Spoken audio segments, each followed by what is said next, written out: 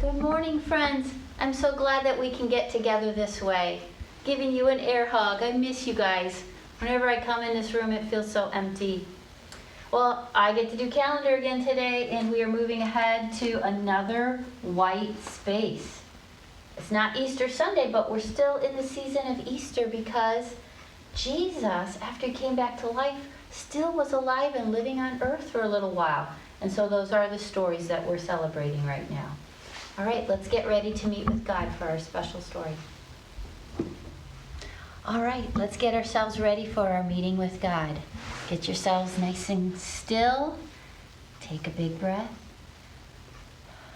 All righty, let's sing the Be Still song as we get ourselves quiet. Be still and know that I am God.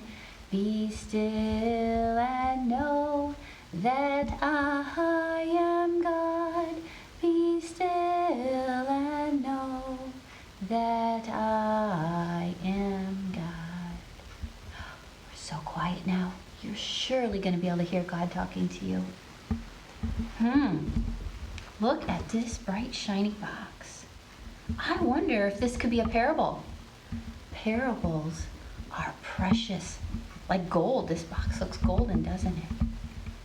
And you know what? Parables are like a gift that have been given to us.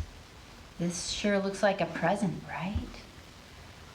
And parables are a gift. It's not like we have to steal them or take them. They're already ours. This also has a lid on it, doesn't it? And sometimes parables seem to have a lid on it. I guess the only way we're going to know if this is a parable is if we peek. Yep, it's a parable. Alrighty, I wonder what could be so round and green. Maybe a snowball that you rolled last weekend and it got all the grass stuck in it? Maybe it could be the grass growing outside right now. It's so green. Maybe it could be a spinach pizza. Nah. Maybe there's something else in here that'll help us figure out what it is. Oh, there's this. Well, it could be like a road or a sidewalk. But look, I have some more of those. I could put it here and make it a really big road. But if I put two more down this way, kind of looks like a tic-tac-toe board. Or maybe something could live inside here. Let's see what else we have. Oh, I do have some more of those. Look at them all. I could stack them up and make this really tall and strong. Let's see. Have you ever built something like this? Maybe with Legos or Lincoln Logs or Connects? Wow, look how big and strong that's getting. So it could be a pen. See if there's any more clues. Oh, there is this. I wonder what could be so blue and still like that. More oh, I do have some more clues. I have some really dark places over here. What that could be. I know some of you are saying you know this already. This story has a little bit different twist to it. So keep listening. Oh, look. These are sheep. We could put them in here. And this would certainly be like a sheep fold, a pen that folds in the sheep and keeps them safe. Once there was someone who said such amazing things, and he did such wonderful things that people began to follow him. But they didn't know who he was. And he said, I am the Good Shepherd. And the good shepherd knows all of his sheep by name, and he calls them out. And they follow him because they know his voice. And because he loves them so much, he helps take care of them. He takes them to the good green grass to eat so they won't be hungry. And then after that, he leads them to the cool, still water. Did you know that there can be bad water and even bad grass that will make animals sick? But he's the good shepherd, and he knows what his sheep need. And then, when it's time to take them home, if they have to go through the scary rocks, he keeps talking to them, and they keep following his voice all the way through the rocks. They keep following him. Come on, Spotty. Come on, Whitey. Come on, Blackie. And they follow him home. And then when they get to the sheepfold, he opens it up and he counts as they go in. 1, 2, 3, 4. Oh no! One of them is missing. The good shepherd closes up the sheep that are home there, and then he goes out looking everywhere for the lost sheep. Hello? Where are you? Spotty, where are you? Meh, meh. He keeps looking until he finds there she is. She got lost in the rocks. Come on home. And he puts that little sheep up on his shoulders and carries her home and puts her back in the sheepfold with the others.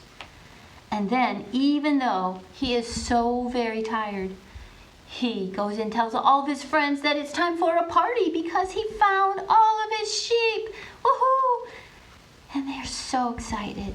They celebrate with him. But did you know that there is another kind of shepherd?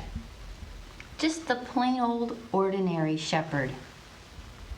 And he doesn't really care about his sheep so much. When it's time for him to take the sheep out, he just lets them wander on out. He's busy playing with his phone. With his slingshot probably. And the sheep are just all wandering around. They don't know where the good grass is. Some of them start to get over into the rocks. Some get too deep in the water. And then, what happens when the wolf comes? He comes and he tries to eat some of the sheep. The ordinary shepherd, he just runs away. And the wolf is able to capture some of the sheep. Is the ordinary shepherd showing love toward his sheep? No. Now, if that were the good shepherd and the wolf was coming to catch one of his sheep, the good shepherd would stand in the way between the wolf and the sheep. And even if the wolf attacked him, he would give his life to protect his sheep, to make sure that they all got home safely.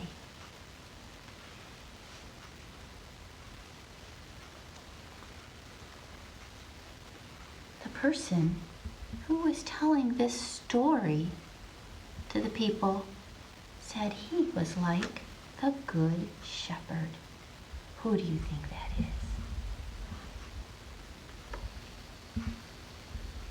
I wonder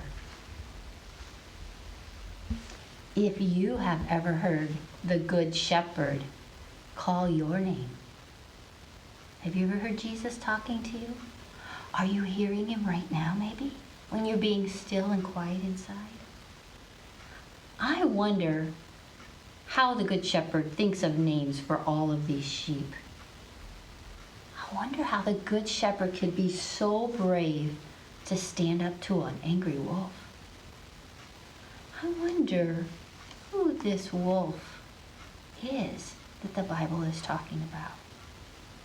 I wonder what you wonder Ask your moms and dads 3 wondering questions as you think about this story. Okay, friends, now it's time for you to do your work. Find a place at home. Maybe you can get a towel out of your cupboard to make a little work office, or you can just work at your table. Maybe you can get your Play-Doh out and make something about today's story. What was in the story? Sheep, a wolf, the Good Shepherd, the sheepfold. I bet you can make that with Play-Doh or draw a picture about it. You could act it out. I've seen some good plays. Let's see, who could be the wolf? Who could be the brave shepherd? Who could be the ordinary shepherd? Maybe you can find some stuffed animals to be your sheep. I can't wait to see your work. Have your mom or dad take a picture or a video and send it to my phone number. All right, go ahead and get to work.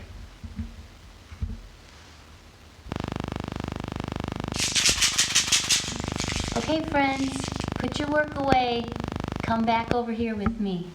We're going to light the Christ candle to remind us that Jesus Christ is here with us, and he's there with you, especially as we read his very own words from the Bible. Today's story, did you notice, moms and dads, maybe you noticed we were using paper figures instead of the wooden figures, because today's story was a story that Jesus told. Remember, those parables are stories that Jesus told to help us understand things about him and about heaven. And in Bible times, people knew all about sheep. There were lots of people who had jobs as shepherds and wolves. That would probably cause problems. So today's story, I tried to draw a wolf here, and it's marking John 10, 11 to 16, if you want to read along. John 10, 11 to 16. And here's what it says. I am the good shepherd. And we know that was Jesus talking, right? The good shepherd gives his life for the sheep. Wait a minute. Didn't we just have a story about Jesus giving his life for the people? Maybe we're like the sheep in the story. The hired man is not the shepherd who owns the sheep. So when the hired man sees the wolf coming, he leaves the sheep and runs away. Then the wolf attacks the flock and scatters it. The man runs away because he is a hired man and he does not care about the sheep. I am the good shepherd. I know my sheep, and my sheep know me. They know me just as the Father knows me, and I know the Father, and I give my life for the sheep. I have other sheep that do not belong in this pen. I must bring them in too. They also will listen to my voice. Then there will be one flock and one shepherd. We hear this Good Shepherd story many times in the year. Do you think it's important that Jesus wants us to know he is like the Good Shepherd? He takes care of us, and we need to know what his voice sounds like.